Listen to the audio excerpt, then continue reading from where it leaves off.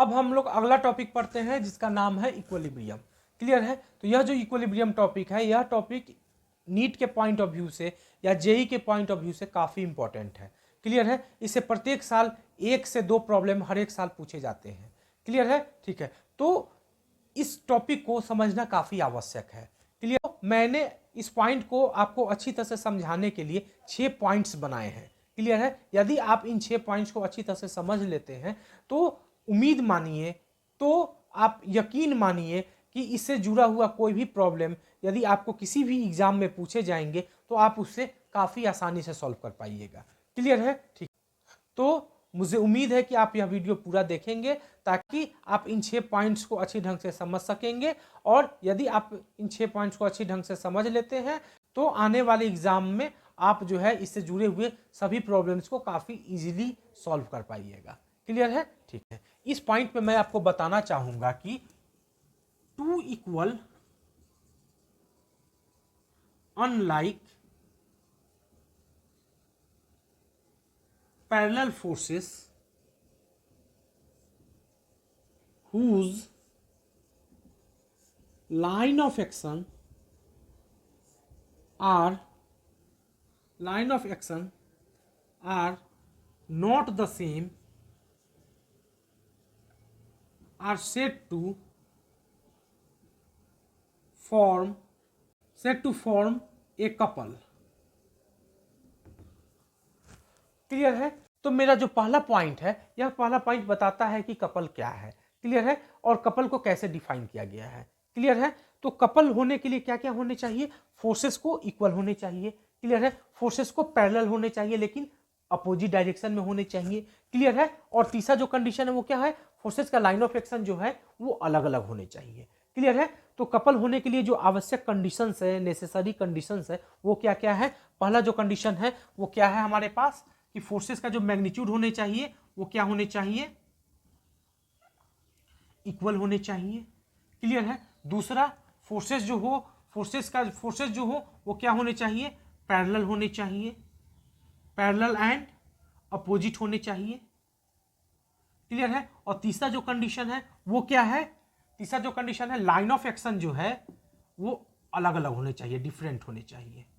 Clear है? यानी कि किसी रिजिड सिस्टम पे, क्लियर है, 2 फोर्सेस लग रहे हो जिनका मैग्नीट्यूड इक्वल है, दोनों फोर्स जो है पैरेलल है और एक दूसरे के अपोजिट डायरेक्शन में है, साथ ही साथ दोनों फोर्सेस का जो लाइन ऑफ एक्शन है वो अलग अलग है, तो हम लोग वैसे फोर्स को बोलेंगे कपल। क्लियर है? ठीक है। तो कपल क्या है आपको समझ में आ गया होगा कि कपल होने के लिए कितने फोर्स की आवश्यकता होगी? 2 फोर्स की आवश्यकता होगी। क्लियर है? दोनों फोर्स के मैग्नीट्यूड क्या होने चाहिए? सेम के अलग अलग, तो आंसर होगा सेम होने चाहिए। क्लियर है? दोनों फोर्सेस पैरेलल होने चाहिए और एक दूसरे के अपोजिट डायरेक्शन में होने चाहिए। क्लियर है? ठीक है। तीसरा जो कंडीशन है वो क्या होने चाहिए? फोर्सेस का लाइन ऑफ एक्शन जो होने चाहिए वो अलग अलग होने चाहिए। क्लियर है? यानी कि जब कभी भी किसी भी सिस्टम पे इस तरीके के इन तीनों कंडीशंस को सेटिस्फाई करने वाले 2 फोर्सेस लग रहे हो तो फोर्स के उस पेयर को हम लोग क्या बोलेंगे? कपल बोलेंगे। क्लियर है? कपल का डिफिनीशन आपको समझ में आ गया होगा। क्लियर है? तो हम 1-2 एग्जांपल देकर के आपको कपल के डिफिनीशन को और अच्छे ढंग से समझा देना चाहते हैं। क्लियर है? तो मेरा जो पहला एग्जांपल है वह यह है। मान लेते हैं कि यह एक रॉड है। रॉड क्या है? एक रिजिड बॉडी है। क्लियर है? ठीक। और हमने इस रॉड के इस पॉइंट को बोल देते हैं ए पॉइंट। क्लियर है? ए पॉइंट पे कोई फोर्स लगाया इस डायरेक्शन में। क्लियर है? और इस फोर्स का जो मैग्नीट्यूड हमने माना वो कैपिटल F माना। साथ ही साथ यह जो फोर्स है, यह फोर्स इस रॉड के लेंथ पर परपेंडिकुलर है। क्लियर है? ठीक। और रॉड के इस पॉइंट को हम लोग बोल देते हैं, रॉड के इस पॉइंट को हम लोग क्या बोल देते हैं? बी पॉइंट बोल देते हैं। क्लियर है? और हमने इस बी पॉइंट पे कोई फोर्स लगाया इस डायरेक्शन में। क्लियर है? और इस फोर्स के भी मैग्नीट्यूड को हमने F माना। क्लियर? और यह भी फोर्स इस रॉड के लेंथ पर परपेंडिकुलर है। क्लियर है? ठीक है। तो हम लोग यहाँ देख रहे हैं कि इस फोर्स का मैग्नीट्यूड भी क्या है? F है, और इस फोर्स का भी मैग्नीट्यूड क्या है? F है। क्लियर है? यानी कि इस फोर्स का और इस फोर्स का जो मैग्नीट्यूड है वो इक्वल है, यानी कि पहला कंडीशन हमारे पास सेटिस्फाइड हो गया। क्लियर? ठीक। अब हम लोग देखते हैं कि साथ ही साथ हम लोग यह भी देख रहे हैं कि यह फोर्स और यह फोर्स एक दूसरे के अपोजिट डायरेक्शन में है और यह फोर्स एक दूसरे के पैरेलल है। क्लियर है, यानी कि फोर्सेस जो है वह क्या है, अपोजिट डायरेक्शन में है और पैरेलल भी है। क्लियर है, तो मेरा जो दूसरा कंडीशन है वो भी सेटिस्फाई हो गया, पैरेलल एंड अपोजिट डायरेक्शन में होने चाहिए। क्लियर, ठीक। अब हम लोग देखते हैं तीसरा कंडीशन। अब हम लोग इस फोर्स का लाइन ऑफ एक्शन पर जब विचार करेंगे तो हमको पता चलेगा कि इस फोर्स का जो लाइन ऑफ एक्शन है वो कुछ ये है। क्लियर है, ये क्या है, इस फोर्स का लाइन ऑफ एक्शन है, जबकि इस फोर्स का जो लाइन ऑफ एक्शन होगा वो क्या होगा, ये होगा। इस फोर्स का लाइन ऑफ एक्शन ये होगा। क्लियर है, ठीक। तो इस फोर्स का और इस फोर्स का जो लाइन ऑफ एक्शन है वो क्या है, अलग अलग है। क्लियर है, तो मेरा जो तीसरा कंडीशन है वो भी क्या हो गया, सेटिस्फाइड हो गया।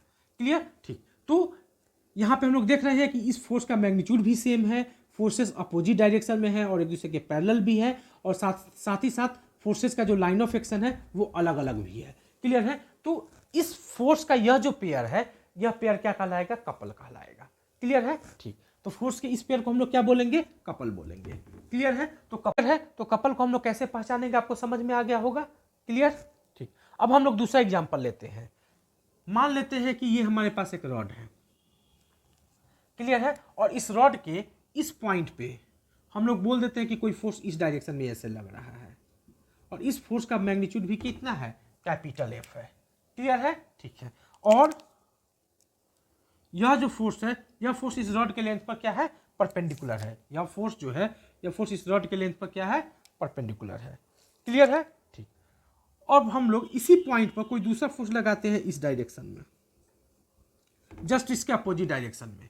क्लियर है, और इस फोर्स का भी मैग्नीट्यूड हम लोग कितना मानते हैं, एफ ही मानते हैं।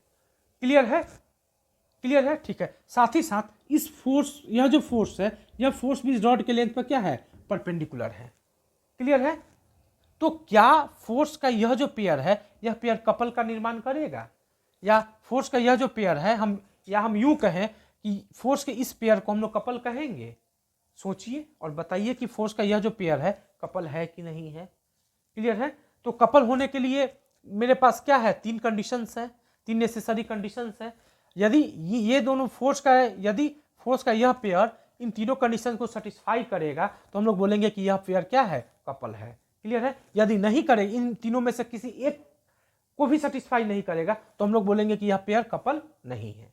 क्लियर है, ठीक है। तो आइए हम लोग देखते हैं कि यह पेयर कपल है कि नहीं है। तो सबसे पहले देखते हैं कि इस फोर्स का मैग्नीट्यूड भी एफ है, इस फोर्स का भी मैग्नीट्यूड भी एफ है, यानी कि दोनों फोर्स का जो मैग्नीट्यूड है वो इक्वल है, यानी कि जो पहला जो मेरा नेसेसरी कंडीशन है वो सेटिस्फाइड हो गया। क्लियर, ठीक। अब हम लोग दूसरा कंडीशन को देखते हैं। देखते हैं कि यह फोर्स और यह फोर्स एक दूसरे के क्या है, अपोजिट है। क्लियर है, साथ ही साथ एक दूसरे के क्या है, पैरेलल है। क्लियर, ठीक। तो सेकेंड कंडीशन भी मेरा क्या हो गया, सेटिस्फाइड हो गया। क्लियर, ठीक। अब हम लोग थर्ड कंडीशन को देखते हैं। तो देखते हैं कि इस फोर्स का जो लाइन ऑफ एक्शन होगा वो क्या होगा, कुछ ये होगा। क्लियर है, और इस फोर्स का भी जो लाइन ऑफ एक्शन होगा वह भी क्या होगा, यही होगा। यानी कि इस फोर्स का और इस फोर्स का जो लाइन ऑफ एक्शन होगा वो क्या है, अलग अलग है कि सेम है, एक ही लाइन पे है। यानी कि इस फोर्स का और इस फोर्स का जो लाइन ऑफ एक्शन है वो अलग अलग नहीं है, सेम ही है। क्लियर है, तो मेरा जो तीसरा कंडीशन है वो सेटिस्फाइड नहीं हुआ। क्लियर है, तो हम लोग बोलेंगे कि यह जो फोर्स का पेयर है यह पेयर कपल नहीं है, यह पेयर कपल नहीं है। क्लियर, ठीक। तो कपल होने के लिए इन तीनों कंडीशन का सेटिस्फाई होना आवश्यक है। यहाँ पे ये दोनों फोर्स मिलके तो इन तीनों कंडीशन को सेटिस्फाई कर दी है, लेकिन यहाँ पे कर नहीं रहे हैं। क्लियर है, तो यहाँ पे नहीं कर रहे हैं तो ये फोर्स का इस पेयर को हम लोग कपल नहीं बोलेंगे। यहाँ पे कर रहे हैं तो इन तीनों फोर्स के, यहाँ पे फोर्स का यह जो पेयर है इन तीनों कंडीशन को सेटिस्फाई कर रहा है तो हम लोग बोलेंगे कि फोर्स का यह पेयर कपल है। जबकि यह यहाँ पे नहीं कर रहा है तो हम लोग बोलेंगे कि यह पेयर कपल नहीं है। क्लियर, ठीक। अब हम लोग एक और एग्जांपल लेते हैं। मान लेते हैं कि ये मेरे पास एक रॉड है, ये मेरे पास क्या है, एक रॉड है,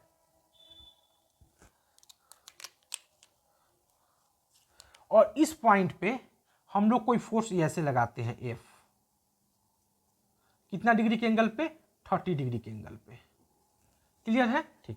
और इस पॉइंट पे हम लोग कोई फोर्स लगाते हैं ऐसे, ये भी हम लोग कितना डिग्री के एंगल पे लगाते हैं, 30 डिग्री के एंगल पे लगाते हैं। और इस फोर्स का भी मैग्नीट्यूड हम लोग क्या मानते हैं, एफ ही मानते हैं। तो बताइए कि यह फोर्स और यह फोर्स कपल है कि नहीं है। तो बताइए कि फोर्स का यह जो पेयर है, यह पेयर कपल है कि नहीं है। क्लियर है, सोचिए और बताइए। तो आइए देखते हैं कि फोर्स का यह जो पेयर है कपल है कि नहीं है। क्लियर है, तो पहला जो मेरा कंडीशन है वो क्या है, फोर्स का मैग्नीट्यूड देखेंगे। तो फोर्स का देख रहे हैं कि मैग्नीट्यूड सेम है। क्लियर है, तो हम लोग बोलेंगे कि पहला कंडीशन को यह सेटिस्फाई कर दिया। क्लियर, हम लोग दूसरा नेसेसरी कंडीशन देखते हैं कि यह फोर्स पैरेलल है या नहीं है। क्लियर है, ठीक है, तो देख रहे हैं कि यह एंगल कितना डिग्री है, 30 डिग्री है, यह भी एंगल 30 डिग्री है। तो निश्चित रूप से ये दोनों फोर्स क्या होंगे, आपस में पैरेलल होंगे। क्लियर है, ठीक है, साथ ही साथ इस फोर्स और साथ ही साथ यह फोर्स और यह फोर्स दोनों एक दूसरे के क्या है, अपोजिट डायरेक्शन में है। क्लियर है, ठीक है, यानी कि यह फोर्स एक दूसरे के पैरेलल भी है और अपोजिट डायरेक्शन में भी है। तो फोर्स का जो तो हम कह सकते हैं कि मेरा जो सेकेंड नेसेसरी कंडीशन है, कपल होने के लिए जो सेकेंड नेसेसरी कंडीशन है वो सेटिस्फाइड हो गया। क्लियर, ठीक। अब हम लोग थर्ड कंडीशन को देखते हैं। तो थर्ड कंडीशन क्या कहलाता है, लाइन ऑफ एक्शन से संबंधित है। इस फोर्स का लाइन ऑफ एक्शन देखेंगे, ये लाइन ऑफ एक्शन होगा, जबकि इस फोर्स का लाइन ऑफ एक्शन देखेंगे, ये लाइन ऑफ एक्शन होगा। तो क्या इन दोनों फोर्स का जो लाइन ऑफ एक्शन है वो सेम है कि अलग अलग है, अलग अलग है। यानी कि मेरा जो थर्ड नेसेसरी कंडीशन है वो भी क्या हो गया, सेटिस्फाइड हो गया। क्लियर है, ठीक है, यानी कि हम कह सकते हैं कि फोर्स का यह जो पेयर है, यह पेयर क्या है, कपल है। क्लियर है, ठीक है, तो इस तरीके से कपल को आपको पहचानना आना चाहिए। तो कपल को पहचानने के लिए क्या कंडीशंस है, क्या नेसेसरी कंडीशंस है, ये 3 नेसेसरी कंडीशन है। पहला नेसेसरी कंडीशन, फोर्स जो लग रहे हैं फोर्स का जो मैग्नीट्यूड होना चाहिए वो सेम होना चाहिए। क्लियर है, दूसरा नेसेसरी कंडीशन क्या है, फोर्स एक दूसरे के अपोजिट डायरेक्शन में लगे हुए होने चाहिए और पैरेलल होने चाहिए। क्लियर है, ठीक है, और तीसरा जो नेसेसरी कंडीशन है वो क्या है, फोर्स का लाइन ऑफ एक्शन जो होने चाहिए वो अलग अलग होने चाहिए। क्लियर है, ठीक है, तो ये 3 नेसेसरी कंडीशन आप याद रखिएगा। तो आप लोग जो है कि ये कपल को आसानी से पहचान पाइएगा। क्लियर, ठीक। अब हम लोग कपल से जुड़े हुए छोटी मगर मोटी बातें भी समझ लेते हैं। क्लियर है, तो छोटी पर मोटी बातों को समझने के लिए हम लोग इस डायग्राम को देखते हैं। इस डायग्राम में देखेंगे कि इस पॉइंट पे एक फोर्स F लग रहा है। क्लियर है, यानी इस पॉइंट को हमने क्या माना, A माना है, तो A पॉइंट पे कोई फोर्स F इस डायरेक्शन में लग रहा है। क्लियर है, तो इस A पॉइंट को बोलेंगे point of application of force. Clear, A point को क्या बोलेंगे, point of application of force. A point को हम लोग क्या बोलेंगे, यहां लिख देते हैं point of application of force. ठीक उसी तरह से इस पॉइंट पे कोई फोर्स इस डायरेक्शन में लग रहा है, तो इस बी पॉइंट को हम लोग क्या बोलेंगे, point of application of force. Clear है, ठीक है, तो यहां पे यह जो पॉइंट है, यह पॉइंट भी point of application of force है और यह पॉइंट भी है, यह पॉइंट भी point of application of force है। क्लियर है, ठीक है, तो इस point of application of force और इस point of application of force के बीच का जो परपेंडिकुलर डिस्टेंस है वो कौन सा डिस्टेंस है, ये डिस्टेंस है। क्लियर है, क्लियर है, तो इस point of application of force और इस point of application of force के बीच का जो परपेंडिकुलर डिस्टेंस होगा, उस परपेंडिकुलर डिस्टेंस को क्या बोलेंगे, आर्म लेंथ बोलेंगे। क्या बोलेंगे, आर्म लेंथ बोलेंगे। क्लियर है, ठीक है, तो यहां हम लिख देते हैं perpendicular distance between forces is called arm length। Clear है, तो आर्म लेंथ क्या कहलाता है, इस फोर्स और इस फोर्स के बीच का जो परपेंडिकुलर डिस्टेंस होता है, उसी परपेंडिकुलर डिस्टेंस को हम लोग क्या बोलते हैं, आर्म लेंथ बोलते हैं। क्लियर, क्लियर है, ठीक है, तो मान लेते हैं कि इस फोर्स और इस फोर्स के बीच का जो परपेंडिकुलर डिस्टेंस है, वो परपेंडिकुलर डिस्टेंस क्या है, ये डिस्टेंस है। यानी कि इस फोर्स और इस फोर्स के बीच का जो परपेंडिकुलर डिस्टेंस होगा इस केस में, वो क्या होगा, इस पॉइंट और इस पॉइंट के बीच का जो परपेंडिकुलर डिस्टेंस है सो ही होगा, यानी कि ये डिस्टेंस होगा। और इस डिस्टेंस को हम लोग यदि डी मान ले तो यही क्या कहलाएगा, डी मेरा आर्म लेंथ होगा। क्लियर है, तो आर्म लेंथ यहाँ पे क्या हो जाएगा, आर्म लेंथ बराबर क्या हो जाएगा, डी हो जाएगा। क्लियर है, ठीक है, अब हम लोग इस केस में यदि हम लोग आर्म लेंथ कैलकुलेट करना चाहें तो कैसे कैलकुलेट करेंगे। क्लियर है, ठीक है, तो क्या यहाँ पे ये जो डिस्टेंस है, ये डिस्टेंस आर्म लेंथ होगा, नहीं, क्यों, क्योंकि इस पॉइंट पे जो फोर्स लग रहा है वो इस डायरेक्शन में लग रहा है, कितना डिग्री के एंगल पे, 30 डिग्री के एंगल पे, और इस पॉइंट पे जो फोर्स लग रहा है वो कितना डिग्री के एंगल पे लग रहा है, 30 डिग्री के एंगल पे लग रहा है।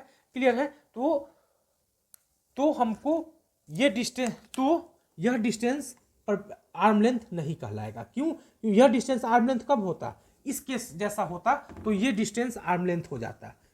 क्लियर है? आर्म लेंथ होने के लिए क्या चाहिए? फोर्सेस के बीच का परपेंडिकुलर डिस्टेंस चाहिए, ना कि point of application of force के बीच का डिस्टेंस चाहिए। क्लियर है? क्लियर है? Point of application of forces के बीच का डिस्टेंस को हम लोग आर्म लेंथ नहीं बोलेंगे। आर्म लेंथ उस डिस्टेंस को बोलेंगे जो डिस्टेंस क्या हो, फोर्सेस पर परपेंडिकुलर हो, यानी कि इस फोर्स और इस फोर्स के बीच का जो परपेंडिकुलर डिस्टेंस होगा सो ही आर्म लेंथ कहलाएगा। क्लियर है? ठीक है। तो यह डिस्टेंस जो है यहाँ पे, यह जो डिस्टेंस है, यह डिस्टेंस आर्म लेंथ नहीं कहलाएगा। आर्म लेंथ, इस केस में आर्म लेंथ को कैलकुलेट करने के लिए हम लोग क्या करेंगे, यहां से एक लाइन ड्रॉ करेंगे ऐसे। ये लाइन यदि इस लाइन पे परपेंडिकुलर है और इस लाइन पर भी परपेंडिकुलर है, इस लाइन पर भी परपेंडिकुलर है, यानी कि इस फोर्स और इस फोर्स पर जो परपेंडिकुलर लाइन है, यानी कि इस फोर्स और इस फोर्स के बीच का जो परपेंडिकुलर डिस्टेंस है, वो डिस्टेंस कौन सा डिस्टेंस होगा, ये डिस्टेंस होगा। और इसी डिस्टेंस को हम लोग क्या बोलेंगे, आर्म लेंथ बोलेंगे। क्लियर है? तो आर्म लेंथ कैसे कैलकुलेट किया जाता है आपको समझ में आ गया होगा। तो जब कभी भी आर्म लेंथ कैलकुलेट करने के लिए बोल दिया जाए तो आपको दोनों फोर्स के बीच का परपेंडिकुलर डिस्टेंस कैलकुलेट कर लेना है। क्लियर है? तो जब कभी भी क्या कैलकुलेट करने के लिए बोल दिया जाए, आर्म लेंथ कैलकुलेट करने के लिए बोल दिया जाए, तो क्या कैलकुलेट कर लोगे, दोनों फोर्सेस के बीच का परपेंडिकुलर डिस्टेंस कैलकुलेट कर लोगे। तो जो दोनों फोर्सेस के बीच का परपेंडिकुलर डिस्टेंस आएगा सो ही क्या कहलाएगा, आर्म लेंथ कहलाएगा। क्लियर है? ओके, ठीक ठीक। अब हम लोग एक और छोटी पर मोटी बातें समझ लेते हैं। क्लियर है? ठीक है। तो जैसा कि हमने किसी फोर्स का किसी पॉइंट के अबाउट टॉर्क कैलकुलेट करना सीख चुके हैं, साथ ही साथ हम लोग यह भी कैलकुलेट करना सीख चुके हैं कि किसी फोर्स का किसी एक्सिस के अबाउट कैसे टॉर्क कैलकुलेट किया जाता है। क्लियर है? ठीक है। तो अब हम लोग किसी कपल का टॉर्क कैलकुलेट करना सीखेंगे। क्लियर है? यानी कि किसी कपल का हम लोग मूवमेंट कैलकुलेट करना सीखेंगे। क्लियर है? ठीक है। तो किसी कपल का जो मूवमेंट होता है उसको ऐसे डिफाइन किया गया है, मूवमेंट ऑफ कपल जो होता है, जिसको हम लोग टॉर्क ऑफ कपल भी बोल सकते हैं, वो क्या होता है, वो किसके इक्वल होता है, किसी एक फोर्स का मैग्नीट्यूड ले लेते हैं। जब कभी भी हमें मोमेंट ऑफ कपल कैलकुलेट करना हो या टॉर्क ऑफ कपल कैलकुलेट करना हो तो कपल के किसी एक फोर्स का मैग्नीट्यूड ले लेते हैं। तो हम लोग यहां पे क्या लिखेंगे, magnitude of one force into, clear है, दोनों फोर्स के बीच का जो परपेंडिकुलर डिस्टेंस है उसे मल्टीप्लाई कर देते हैं। यानी दोनों फोर्स के बीच का जो परपेंडिकुलर डिस्टेंस होता है उसको क्या बोलते हैं, आर्म लेंथ बोलते हैं। तो इनटू क्या लिखेंगे, आर्म लेंथ, इनटू क्या लिखेंगे, आर्म लेंथ। क्लियर है? तो मोमेंट ऑफ कपल को कैसे डिफाइन किया गया है, मैग्नीट्यूड ऑफ वन फोर्स गुने आर्म लेंथ, यानी कि दोनों फोर्स के बीच का परपेंडिकुलर डिस्टेंस। क्लियर है? ठीक है। तो मोमेंट ऑफ कपल कैसे जब कभी भी आपको मोमेंट ऑफ कपल कैलकुलेट करने के लिए बोल देगा तो क्या करोगे, कोई एक फोर्स का मैग्नीट्यूड ले लोगे, इनटू दोनों फोर्स के बीच का जो परपेंडिकुलर डिस्टेंस होता है जिसे हम लोग आर्म लेंथ बोलते हैं, उस आर्म लेंथ से गुना कर दोगे। क्लियर है? यानी कि moment of couple equal to क्या होगा, magnitude of force into arm length. Clear है? इसे हम लोग ऐसे भी लिख सकते हैं, मोमेंट ऑफ कपल बराबर एक फोर्स का मैग्नीट्यूड, किसी एक फोर्स का मैग्नीट्यूड। तो मान लेते हैं कि फोर्स का मैग्नीट्यूड कितना है, एफ है। क्या लिखेंगे, एफ इंटू दोनों force arm length, F into arm length. Arm length किसको बोलते हैं, दोनों फोर्स के बीच के परपेंडिकुलर डिस्टेंस को, और इस केस में दोनों फोर्स के बीच का जो परपेंडिकुलर डिस्टेंस है वो कितना है, डी है। तो इंटू क्या लिखेंगे, डी लिखेंगे। क्लियर है? तो मोमेंट ऑफ कपल क्या हो जाएगा, एफ इंटू डी हो जाएगा। क्लियर है? ठीक। तो जैसा कि हम लोगों ने टॉर्क के केस में क्या पढ़ा था, टॉर्क के केस में यह पढ़ा था कि टॉर्क जो होता है वो एक वेक्टर क्वांटिटी होता है।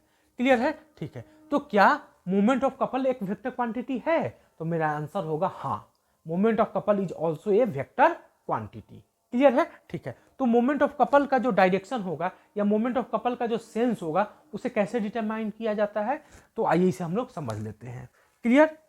तो मोमेंट ऑफ कपल के डायरेक्शन को समझने के लिए हम दो एग्जांपल ले लेते हैं। क्लियर? ठीक। तो पहला एग्जांपल मेरा ये है, मान लेते हैं कि एक रॉड है। क्लियर है? और इस रॉड के इस पॉइंट पर हमने कोई फोर्स इस डायरेक्शन में ऐसे लगाया, और इस फोर्स का मैग्नीट्यूड हमने कितना माना, कैपिटल एफ माना, और ये फोर्स 90 डिग्री के एंगल पे है इस रॉड के लेंथ के साथ।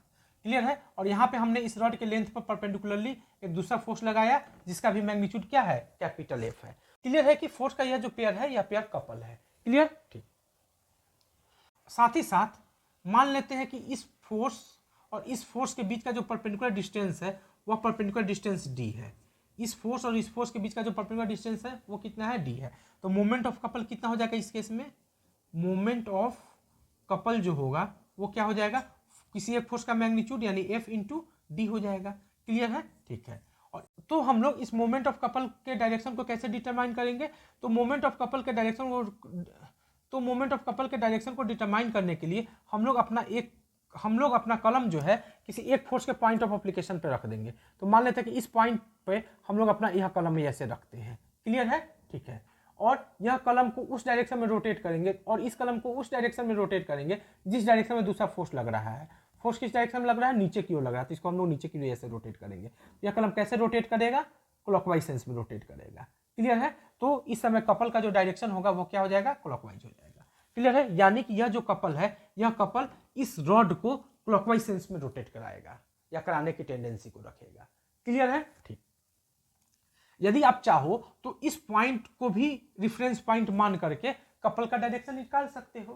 क्लियर है, तो आइए हम लोग इस पॉइंट को भी लेकर हम लोग कपल के डायरेक्शन को निकाल लेते हैं। इस पॉइंट पर अपने कलम को फिक्स कर देंगे और फोर्स जिस डायरेक्शन में उस डायरेक्शन में इसको रोटेट कराएंगे। ऐसे यह किस डायरेक्शन में रोटेट करेगा, क्लॉकवाइज सेंस में रोटेट करेगा। क्लियर है, यानी कि इस पॉइंट के अबाउट भी हमें कपल का डायरेक्शन क्या मिल गया, क्लॉकवाइज मिल गया। तो इस पॉइंट को जब हमने रेफरेंस माना तो कपल के मोमेंट का डायरेक्शन हमें कौन सा सेंस में मिल गया, क्लॉकवाइज सेंस में मिल गया। क्लियर है, और जब हमने इस पॉइंट को भी रेफरेंस माना तो हमें इस कपल के मोमेंट का जो डायरेक्शन मिला वो कौन सा सेंस में मिला, क्लॉकवाइज सेंस में मिला। क्लियर है, तो किसी एक पॉइंट के अबाउट निकाल लोगे तो ही क्या हो जाएगा, कपल के मोमेंट का डायरेक्शन हो जाएगा। क्लियर है, ठीक है। अब हम लोग एक और एग्जांपल लेते हैं, एक और एग्जांपल से इसे समझ लेते हैं ताकि कॉन्सेप्ट मेरा क्लियर हो जाए। क्लियर है, ठीक है। तो मान लेते हैं कि ये मेरे पास एक रॉड है, ये मेरे पास एक क्या है, रॉड है, और हमने इस पॉइंट पर कोई फोर्स इस डायरेक्शन में ऐसे लगाया इस पॉइंट पे, और यह फोर्स क्या है, इस रॉड के लेंथ पे परपेंडिकुलर और मैग्नीट्यूड एफ है। क्लियर है, ठीक है। और जबकि इस पॉइंट पे हमने कोई फोर्स इस डायरेक्शन में ऐसे लगाया और इस फोर्स का भी मैग्नीट्यूड एफ है और यह भी फोर्स इस रॉड के लेंथ पर परपेंडिकुलर है। क्लियर है कि फोर्स का यह जो पेयर हमारे पास है यह पेयर एक कपल होगा। क्लियर है, ठीक है। तो मान लेते हैं कि इस फोर्स और इस फोर्स के बीच का यह जो परपेंडिकुलर डिस्टेंस है यह परपेंडिकुलर डिस्टेंस डी है। तो मोमेंट ऑफ कपल कितना हो जाएगा, देखो यहाँ पे मोमेंट ऑफ जो कपल होगा वो कैसे डिफाइन होता है, किसी एक फोर्स का मैग्नीट्यूड यानी कि एफ इंटू दोनों फोर्स के बीच का परपेंडिकुलर डिस्टेंस यानी कि डी, यानी मोमेंट ऑफ कपल क्या हो जाएगा, एफ इंटू डी हो जाएगा। क्लियर है, और इस मोमेंट का और इस कपल के मोमेंट का जो डायरेक्शन होगा वो कैसे डिटरमाइन करेंगे, तो डायरेक्शन को डिटरमाइन करने के लिए एक पॉइंट पे किसी एक फोर्स के पॉइंट ऑफ एप्लीकेशन पर अपने कलम को फिक्स करेंगे और जिधर दूसरा फोर्स है उधर हम लोग रोटेट करा देंगे। तो हम लोग इसको ऐसे जब रोटेट कराएंगे तो कौन से सेंस में रोटेट होगा, बोलो, एंटी क्लॉकवाइज सेंस में ऐसे रोटेट होगा। यानी कि हमने अब कलम अपना यहाँ रखा और जिधर दूसरा फोर्स है उधर मुड़ाया, फोर्स किधर है, ऊपर की ओर रहती है, ऐसे मुड़ाएंगे तो कौन सा सेंस में मुड़ेगा, एंटी क्लॉकवाइज सेंस में मुड़ेगा। यानी कि यहाँ पे यह जो रॉड है, रॉड को यह कपल की डायरेक्शन में रोटेट करना चाहेगा, एंटी क्लॉकवाइज डायरेक्शन में रोटेट कराना चाहेगा। तो इस कपल का जो डायरेक्शन होगा वो क्या हो जाएगा, एंटी क्लॉकवाइज हो जाएगा। क्लियर है, ठीक है। तो कपल के डायरेक्शन को भी आपको निकालना अच्छी तरह से समझ में आ गया होगा। क्लियर, ठीक। अब हम लोग एक और छोटी पर मोटी बातें देखते हैं जो काफी इंपॉर्टेंट है, आइए उसे समझ लेते हैं। हमने जब टॉर्क पढ़ा था तो उसमें यह पढ़ा था कि मान लेते कि यह कोई पॉइंट है और इस पॉइंट को यदि हमने ओ बोला था, क्लियर है, और यहाँ पे कोई दूसरा पॉइंट है, इस पॉइंट को पी बोला था और इस पी पॉइंट पर कोई फोर्स ऐसे एफ लग रहा होता है। क्लियर है, तो इस फोर्स का इस पॉइंट के अबाउट जो टॉर्क होता है वो कितना होता है, जीरो। क्योंकि इस फोर्स का जो लाइन ऑफ एक्शन है वो इसी पॉइंट से होके गुजर रहा है। क्लियर है, ये हमने पढ़ा था कि जब फोर्स का लाइन ऑफ एक्शन उस पॉइंट से होकर गुजरे, जिस पॉइंट के अबाउट टॉर्क कैलकुलेट करना हो तो उस पॉइंट के अबाउट उस फोर्स का टॉर्क कितना होता है, जीरो होता है।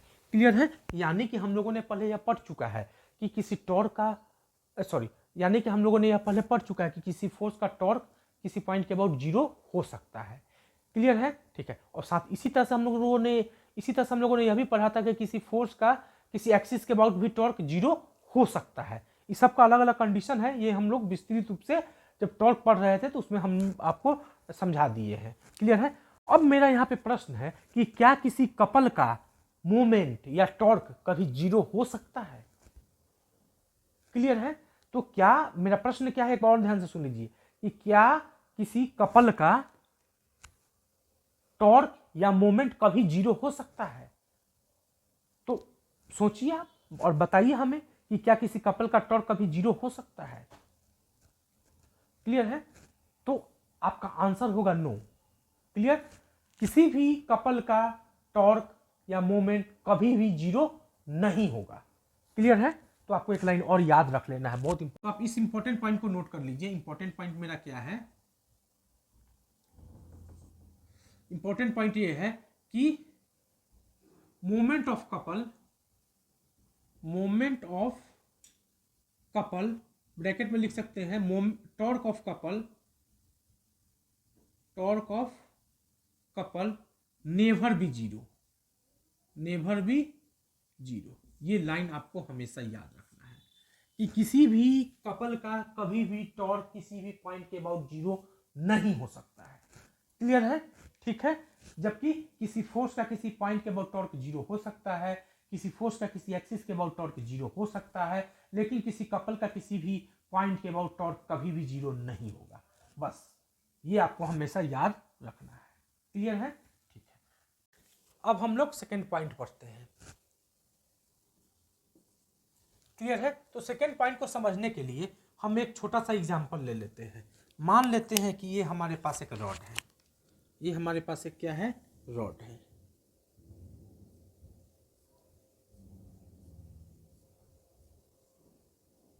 ये हमारे पास एक रॉड है। क्लियर है? ठीक। और हमने इस रॉड के इस पॉइंट पे एक फोर्स लगाया इस डायरेक्शन में, और इस फोर्स के मैग्नीट्यूड को F माना, और यह फोर्स इस रॉड के लेंथ पर परपेंडिकुलर है। क्लियर है? ठीक। और रॉड के इस पॉइंट पे हमने एक फोर्स इस डायरेक्शन में ऐसे लगाया, और इस फोर्स का मैग्नीट्यूड भी हमने F माना।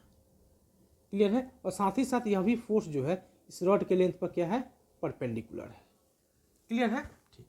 तो क्लियर है कि यह फोर्स और यह फोर्स का, तो क्लियर है फोर्स का यह जो पेयर है, यह पेयर एक कपल है।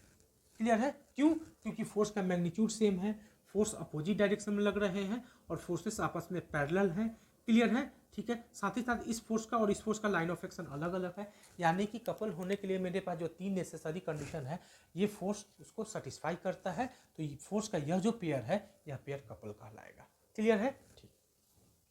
यदि मैं आपसे यहाँ पूछूं कि इस रॉड पे लगने वाला नेट फोर्स कितना है, तो आपका क्या आंसर होगा? जीरो। क्यों? क्योंकि ऊपर जितना फोर्स लग रहा है उतना ही फोर्स नीचे लग रहा है। क्लियर है? तो रॉड पे लगने वाला जो नेट फोर्स है वो कितना है? जीरो है। क्लियर है? ठीक है। और हम लोग यह मान लेते हैं कि रॉड जो है इनिशियली रेस्ट में है। इनिशियली किस कंडीशन में है? इनिशियली रेस्ट में है। तो क्लियर है? तो यह रॉड जो है वो इनिशियली किस कंडीशन में है? रेस्ट में है। और इस कपल के कारण इस रॉड पे लगने वाला जो नेट फोर्स है वो कितना है? जीरो है। तो क्या इस रॉड में किसी तरह का कोई ट्रांसलेटरी मोशन उत्पन्न होगा? तो मेरा आंसर होगा नो। क्यों? क्योंकि रॉड जो है इनिशियली जो है वह किस कंडीशन में? रेस्ट में है, यानी कि ट्रांसलेटरी मोशन नहीं कर रहा है। और इस पे लगने वाला जो कपल के कारण नेट फोर्स है वो भी कितना है? जीरो है। तो यह रॉड जो होगा वह ट्रांसलेटरी मोशन नहीं करेगा। क्लियर है? ठीक है। रॉड इस यानी कि इस रॉड पे इस कपल के कारण कोई ट्रांसलेटरी मोशन उत्पन्न नहीं होगा। क्लियर है? तो हम लोग यहाँ पे लिख सकते हैं couple does not produce any translatory motion.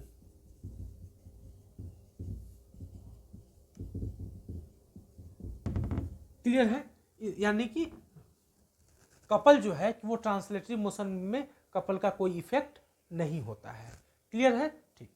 यदि मैं आपसे यह पूछ दूं कि इस कपल के कारण इस रॉड पे लगने वाला नेट टॉर्क कितना है, तो आप उसे आसानी से कैलकुलेट कर सकते हैं। क्लियर है? तो मान लेते हैं कि इस कपल के कारण इस रॉड पे लगने वाला नेट टॉर्क जो है वह टाउनेट है। टाउनेट बाबा हम लोगों ने अभी क्या सीखा है? किसी एक फोर्स का मैग्नीट्यूड यानी कि कैपिटल F इंटू दोनों फोर्स के बीच का परपेंडिकुलर डिस्टेंस। तो मान लेते हैं कि इन दोनों फोर्स के बीच का जो परपेंडिकुलर डिस्टेंस है वो D है, तो इंटू क्या होगा? D होगा। क्लियर है? ठीक है। तो यदि हम लोग इस टॉर्क के डायरेक्शन को कैलकुलेट करना चाहें तो वह टॉर्क का डायरेक्शन क्या होगा, तो इस पॉइंट पे, जिस पॉइंट पे फोर्स लग रहा है उस पॉइंट पे अपना एक कलम रखेंगे और दूसरा फोर्स जिस डायरेक्शन में उधर कलम को मुड़ा देंगे, यानी कि यह कौन सा सेंस हो जाएगा, यह कौन सा सेंस हो जाएगा, यानी कि यहाँ पे हमने अपना कलम रखा और यह फोर्स नीचे की ओर है तो नीचे की ओर मुड़ाएंगे, यानी यह कौन सा सेंस हो गया रोटेशन का, क्लॉकवाइज सेंस हो गया। यानी कि यह टॉर्क जो है वह इस यानी कि इस रिजिड बॉडी पर जो नेट टॉर्क का डायरेक्शन होगा वह कौन सा डायरेक्शन हो जाएगा, क्लॉकवाइज सेंस में हो जाएगा।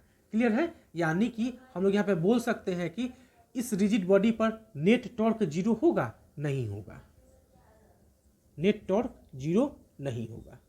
क्लियर है। यहाँ पे हम लोग ये देख रहे हैं कि इस कपल के कारण इस रिजिड बॉडी पर लगने वाला नेट टॉर्क जीरो नहीं है।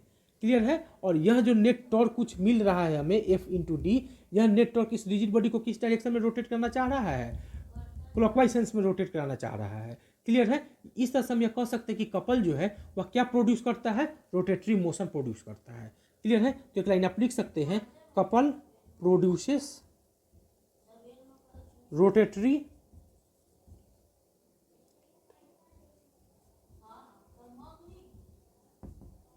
Rotatory motion. क्लियर है। क्लियर है। ठीक।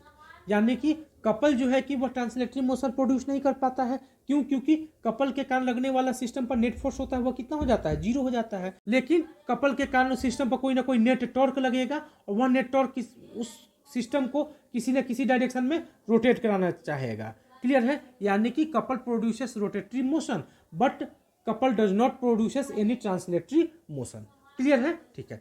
यहाँ पे हम एक और चीज डिस्कशन करना चाहेंगे कि यह जो रॉड है, यह रॉड यदि फ्री है रोटेट करने के लिए तो किस एक्सिस के अबाउट रोटेट करेगा। क्लियर है। यदि यह रॉड रोटेट करने के लिए फ्री हो तो यह रॉड किस एक्सिस के अबाउट रोटेट करेगा। क्लियर। ठीक। तो यह रॉड उस एक्सिस के अबाउट रोटेट करेगा जो एक्सिस इसके सेंटर ऑफ मास से होकर गुजरे, साथ ही साथ वह एक्सिस किसके पैरेलल हो, तो इन कपल के कारण जो टॉर्क लग रहा है उस टॉर्क वेक्टर के पैरेलल हो। क्लियर है।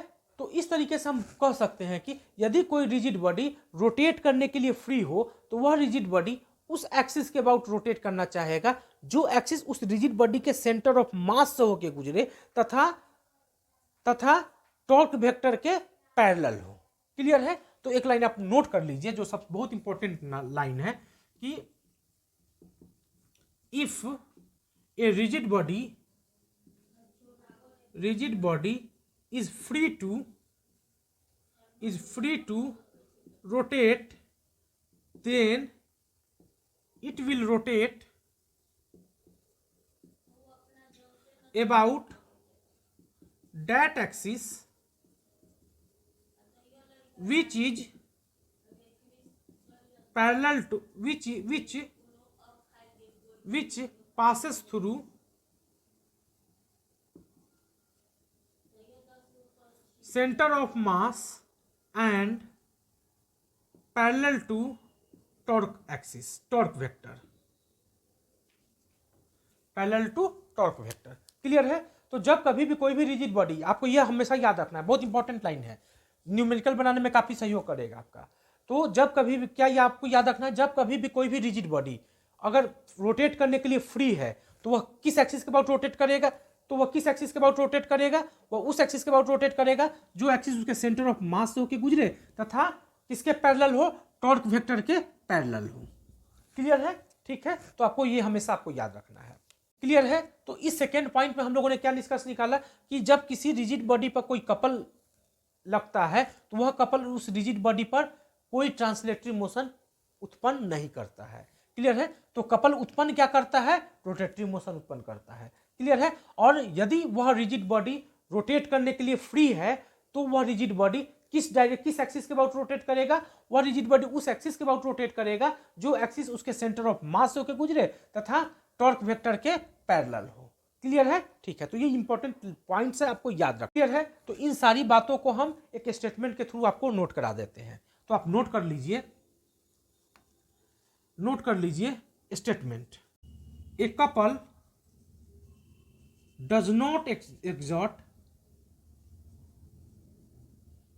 Net force. क्लियर है। यहां से a couple does not exert net force on object on the rigid body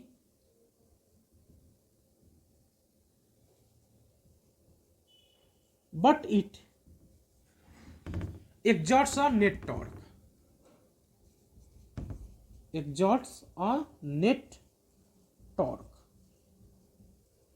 clear है? तो स्टेटमेंट आपको क्या याद रखना है कि एक couple does not exert a net force on rigid body but it exert a torque, it exerts a torque. तो सारांश आप एक बॉक्स में नोट कर लीजिए जो हमेशा आप याद रखिएगा, due to couple F net is equal to 0 but tau net not equal to 0। ये पॉइंट आपको हमेशा याद रखना है।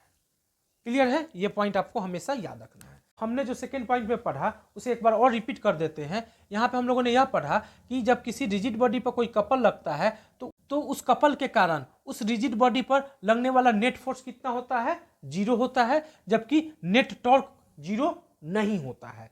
क्लियर है? और नेट टॉर्क चूंकि 0 नहीं है तो नेट टॉर्क के कारण वह रिजिड बॉडी अपने उस एक्सिस के अबाउट रोटेट करना चाहेगा जो एक्सिस उसके सेंटर ऑफ मास से होकर गुजरे और टॉर्क वेक्टर के नेट टॉर्क वेक्टर के डायरेक्शन के पैरेलल हो। क्लियर है? ठीक है, तो इसे आपको याद रखना है। क्लियर? ठीक। अब हम लोग अगला पॉइंट देखते हैं, पॉइंट नंबर 3। थर्ड पॉइंट में बोला गया है कि मान लेते हैं कि हमारे पास एक रॉड है। क्लियर है? और इस रॉड के इस इंड पे हम लोग कोई इस डायरेक्शन में कोई फोर्स लगाते हैं, रॉड के इस इंड पे इस डायरेक्शन में कोई फोर्स लगाते हैं और इस फोर्स का मैग्नीट्यूड हम मान लेते हैं 20 न्यूटन। फोर्स का मैग्नीट्यूड कितना मान लेते हैं? 20 न्यूटन।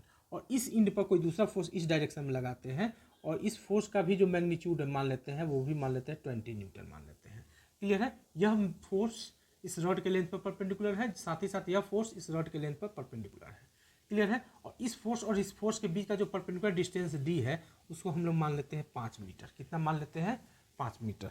तो यहाँ पे जब हम लोग मोमेंट ऑफ कपल कैलकुलेट करना चाहेंगे तो क्या यह फोर्स कपल का निर्माण करेगा? बिल्कुल हाँ। क्यों? क्योंकि यह फोर्स क्योंकि इस फोर्स का और इस फोर्स का मैग्नीट्यूड सेम है। यह फोर्स पैरेलल है और अपोजिट डायरेक्शन में है। साथ ही साथ इस फोर्स का और इस फोर्स का लाइन ऑफ एक्शन अलग अलग है। तो यह फोर्स तो इस फोर्स का यह जो पेयर है इस पेयर को हम लोग बोलेंगे कपल। तो यहाँ पे जब मोमेंट ऑफ कपल हम लोग कैलकुलेट करेंगे तो वो कितना मिल जाएगा हमें? मोमेंट ऑफ जो कपल होगा वो कितना मिलेगा? Force into perpendicular distance. तो एक फोर्स का मैग्नीट्यूड हमारे पास कितना है? 20 इंटू परपेंडिकुलर डिस्टेंस कितना है? 5 मीटर। यानी कितना मिल गया? 100 न्यूटन मीटर मिल गया। डायरेक्शन सेंस कौन सा हो जाएगा? तो किसी एक फोर्स के पॉइंट ऑफ एप्लीकेशन पर अपना कलम रखेंगे और दूसरा जो फोर्स है उस डायरेक्शन में रोटेट करा देंगे। तो दूसरा फोर्स किस डायरेक्शन में है? नीचे की ओर रोटेट कराएंगे। तो कौन सा सेंस हो जाएगा? क्लॉकवाइज सेंस हो जाएगा। क्लियर है? ठीक। अब हम लोग एक और रॉड लेते हैं। मान लेते हैं कि हमारे पास एक दूसरा रॉड है। क्लियर है? और इस रॉड के इस पॉइंट पे हम लोग कोई फोर्स इस डायरेक्शन में ऐसे लगाते हैं 10 न्यूटन का। कितना न्यूटन का लगाते हैं? 10 न्यूटन का लगाते हैं। और यहाँ पे यह फोर्स इस डायरेक्शन में लगाते हैं 10 न्यूटन का। क्लियर है? इस इन पर फोर्स इस डायरेक्शन में लगा 10 न्यूटन का। यह परपेंडिकुलर है, यह भी इस रॉड के लेंथ पर परपेंडिकुलर है। और दोनों के बीच का जो परपेंडिकुलर डिस्टेंस है वो 10 मीटर है। वो कितना मीटर है? 10 मीटर है। क्लियर है? ठीक है।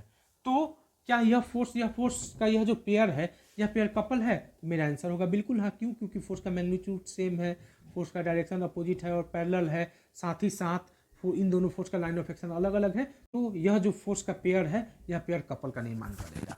क्लियर है? ठीक है। तो यहाँ पे जब हम मोमेंट ऑफ कपल कैलकुलेट करेंगे तो हमें कितना मिलेगा? मोमेंट ऑफ जो कपल होगा वो हमें कितना मिल जाएगा? किसी एक फोर्स का मैग्नीट्यूड यानी कि 10 इंटू दोनों फोर्स के बीच का परपेंडिकुलर डिस्टेंस यानी कि 10 न्यूटन मीटर, यानी कि कितना हो जाएगा? 100 न्यूटन मीटर हो जाएगा।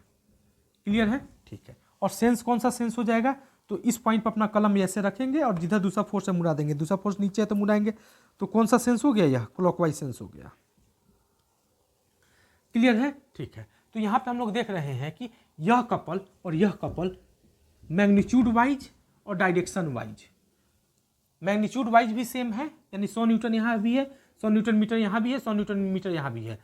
क्लॉकवाइज सेंस में भी है, यह भी क्लॉकवाइज सेंस में भी है। तो हम लोग बोलेंगे कि यह कपल और यह कपल दोनों क्या है?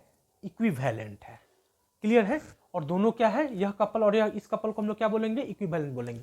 कब? क्योंकि इस कपल के कारण इस रॉड पर जो नेट टॉर्क लग रहा है वह कितना है, 100 न्यूटन है। और इस कपल के कारण इस रॉड पर जो लगने वाला नेट टॉर्क है वह कितना है, 100 न्यूटन है। डायरेक्शन दोनों का क्या है, क्लॉकवाइज सेंस में है। क्लियर है, ठीक है। तो इस कपल को और इस कपल को हम लोग क्या बोलेंगे, इक्विवेलेंट कपल। इसको यदि हम लोग कपल 1 बोल दे, इसको हम लोग कपल नंबर 1 बोले और इसको हम लोग कपल नंबर 2 बोले, तो कपल 1 और कपल 2 जो होगा वह क्या कहलाएगा, इक्विवेलेंट कपल कहलाएगा। क्लियर है, तो हम लिख देते हैं couple 1 and couple 2 is are called equivalent couple and one of them can be replaced by other। Clear है, तो ये आपको एक लाइन याद रखना है थर्ड पॉइंट में कि इक्विवेलेंट कपल क्या होता है। थर्ड पॉइंट जो मेरा है वो इक्विवेलेंट कपल से संबंधित है। क्लियर है, ठीक। अब हम लोग चौथा पॉइंट पढ़ते हैं जो काफी इंपॉर्टेंट है और यहीं से मेरा इक्विलिब्रियम का मेन कॉन्सेप्ट चालू होता है। ये तो मेरा बेसिक कॉन्सेप्ट सब था, अब यहाँ पे हम लोग पढ़ेंगे इक्विलिब्रियम का मेन कॉन्सेप्ट जो चौथा पॉइंट से स्टार्ट होता है। क्लियर है, तो चौथा पॉइंट को और पांचवें पॉइंट को काफी अच्छे ढंग से आप समझ लीजिए। क्लियर।